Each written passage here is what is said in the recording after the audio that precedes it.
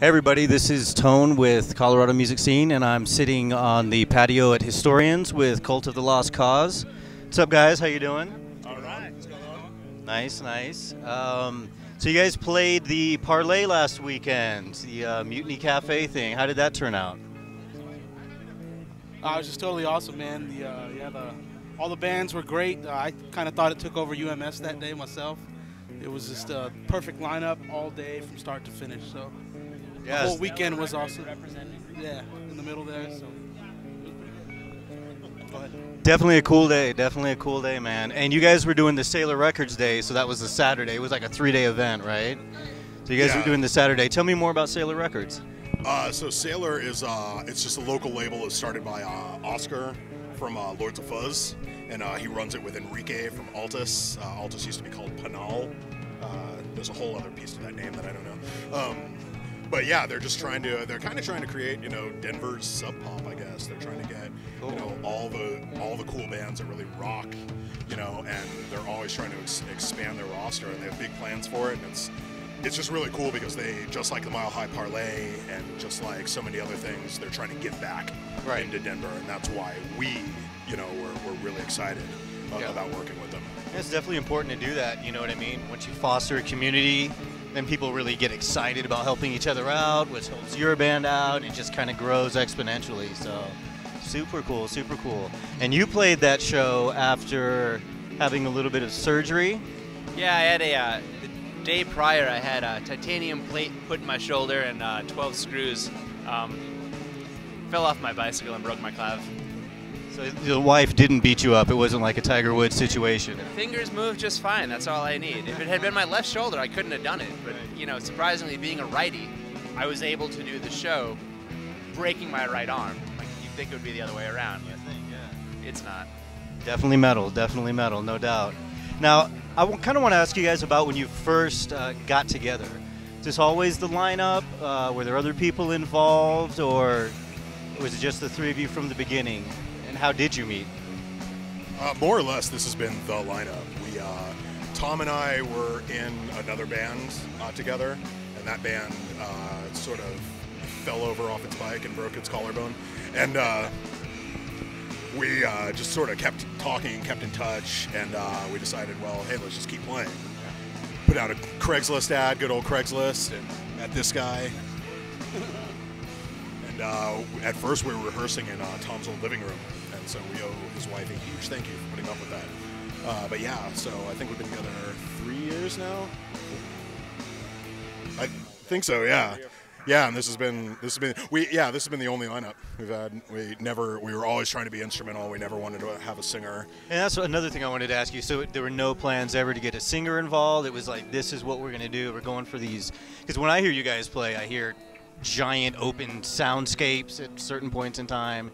Other times it's, nice, tight, crushing sound. I guess, is that what you were always looking to do? More of a dynamic, non-vocal oriented thing? Yeah? I would say yeah. Without question.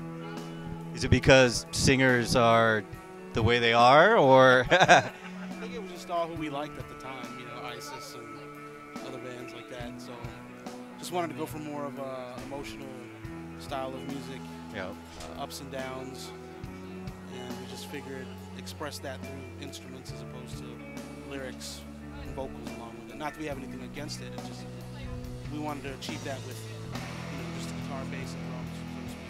Maybe some keyboard, stuff like that. In the beginning we kind of experimented with it a little bit, but we dropped it and just came back to just the chorus. So. Cool. So, and you guys released your first, was it your first album that came out? Wow. Self-titled, it's called The Lost Cause. Nice, and that was done at Motoland with Bart McCrory, right? Yeah, yes it was. We're happy with it. It's the first product that we've had of our music, the first representation of it. We went in and banged it out in the weekend, and just kind of, putting it all on the line where they're playing, not going in with a million overdubs and everything, just kind of like the band in the raw, so to speak. And it's about as live as you can get for our stuff, and we're proud of it. And people can pick that up online, bandcamp.com, Reverb Nation, that whole thing? Yeah, it's on Bandcamp is the place to buy it. You can stream it from Reverb Nation, and it's on Spotify and RDO or radio or whatever that is, RDO.com. Right. iTunes, CD Baby. iTunes has it. CD Baby has Everybody has has a it. CD Baby. Yeah, everyone's got a CD Baby copy. Yeah. That was my first account. Getting all 1999 on it over here. Throwback. Any plans for a follow-up to that disc, or? Yeah, we've actually been talking about that all summer. So we, one of the reasons we were so excited about partnering with Sailor was that they want to help us with the follow-up. Beautiful. So the plan is another full length. We have shows lined up through October. Maybe a couple may fall into place at the end of the year. But then the plan is to finish up writing. I'm going to go for, I think, what were we talking about? Another like 7, maybe 8 songs, something like that. Something like that. Good, decent, full length, 45 minutes, something like that, for hopefully to release spring of next year. That'd be great. Yeah. So this is the third month that we're doing a feature for Colorado music scene. And speaking of the scene, are there any bands that you guys have run across, played with that you like or don't like? If you want to air that dirty laundry, who's making noise? No, there's tons of bands in here. That's why we love the scene so much. So many different bands, different styles of bands.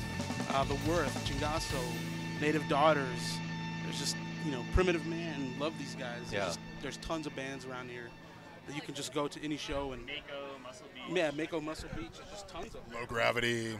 Everyone on Sailor, pretty much. Solterra is another fun band. Really fun band. There's too many. I mean, that's one of the great things about this scene, and more so, I'm a transplant to Denver. We all are. Yeah, we all are. And the camaraderie here is astounding. Every band we meet, whether we're musical kindred or not, there's a sense of community and politeness. Like, we haven't had that experience where people weren't down to help each other. So, I feel bad. We're going to forget somebody. The Royal just popped up in mind. They're a really fun band. Yeah, Bronze. Joy Subtraction. Chingaso. That's the thing. We've gotten to play with all these great bands. They've all been nothing but supportive and great, not only to us, but to each other. So definitely a lot of cool bands and trees.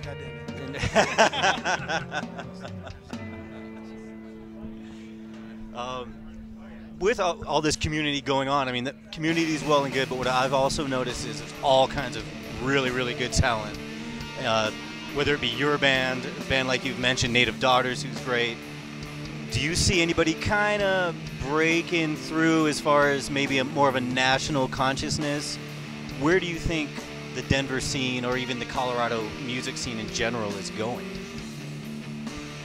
I think it's definitely possible. I think the city's growing so much that I look to like the comp that John Zedekai does. This Ain't No Cowtown. Damn right. I mean, there's some amazing talent in this town. Off the top of my head, and I mean, there's so many great bands. It's impossible to narrow it down to one. I mean, we have Primitive Man. They're doing the national thing. There's the mainstays like Cephalon. I would say Native Daughters is definitely poised to break through. It's a hard thing to say because, everybody has different life situations outside of music, and though there are bands there's a million bands I could say that, like, Chemist could totally do it, or, a Feather and Bone could totally do it, but I don't know what their lives are like, and that's really what it comes down to in terms of getting to that point. I mean, you can drop everything and go coast to coast. At a moment. I mean, we're a bunch of working dudes with, kids. We're not. We kind of see ourselves. At least I think we're kind of like hopefully supporting someone who can do that. But as much as we would love for it to be, it's not going to be us. And a band like Nails is really the exception, where they gain national exposure. They keep their day jobs, and they get the one-off festival dates. I mean, if we could get to that point, I would. Man, that would be amazing. But it's like I said, it always comes down to the life situation. So is that the point that you would say is success for you guys? I mean, what would constitute success? I mean, music business is so weird these days. I mean, obviously there's not a lot of money going into it, whereas if you look back in the 80s or even mid-90s or something like that. So what is success these days as far as a musician goes? I'd love to play, festivals with, out of Colorado and some Weekend Warrior stuff. But for me personally, I mean, I love what we're part of now. I love these guys and being in Denver, you know, helping things in this scene work. I mean, I don't know. No, I totally agree. I mean, it's always fun to imagine, you know, those big shows and how much fun those can be. But the fact that we're doing this, the fact that anyone besides, you know, our wives and parents give a crap about, you know, all you know, what we're doing, that is success. And exactly for three working guys, you know, this is really a hobby. You know, being able to work this out, being able to have a positive artistic outlet, and being able to be part of such a great community. You know, anything else would be gravy. Well, I want to thank you guys. We're doing our first ever Colorado Music Scene show tonight. So we're hanging out here at Historians. Thank you so much for being a part of it. So the lineup is, remind me of the lineup again. I know I put it together, but I tend to get fuzzy in my old age, It is especially the after a almighty couple of Worth these. headlining. The Worth. The Worth. The Worth. We are lucky enough to be direct support. Somebody just dropped a bunch of things. The Great Throttle Bomb is going to be right before us. Second band is a band from Texas called The Heroin. The Heroin, right. Who is apparently really awesome. I've never seen them, but apparently they're really cool. And the first band is Torch the Wagon, who again, I haven't heard, but I've heard they're really good. Yep. All happening at the High Dive right down the street. Yep, definitely, man. We're totally stoked you guys are doing it. And thanks for refreshing me on who's on the bill. You know, a couple of these things, and I get a little loopy. But anyway, thanks for checking in with us, guys. Check these guys out. They're online. They're in your living room. They're in your closet. Cheers, everybody.